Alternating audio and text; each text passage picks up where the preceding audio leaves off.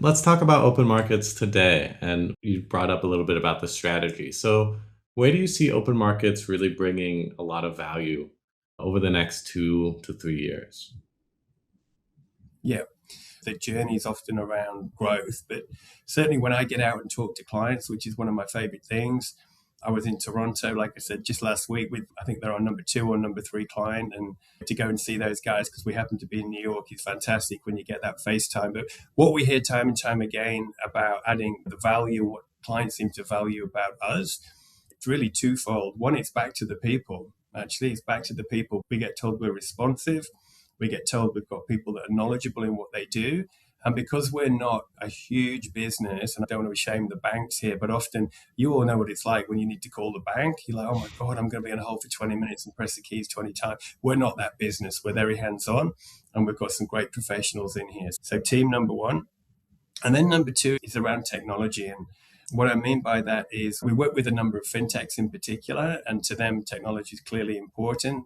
And it's not just about API connection. It can be about how we can help both from a product and tech perspective with the particular client. And it doesn't have to be a fintech, help them achieve their strategic objectives where they might not have enough capacity or understanding perhaps of what it is they're looking to do because they're predominantly doing advice, it might be, and they're needing help with a particular matter. Yeah, certainly people and technology are the two that stand out when I talk to clients.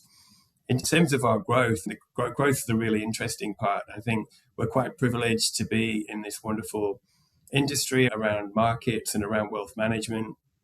It's one of the best sectors, I think, to be in. It grows. It's got a CAGR everywhere all over the world. It's over 7 or 10%, I think, in most countries.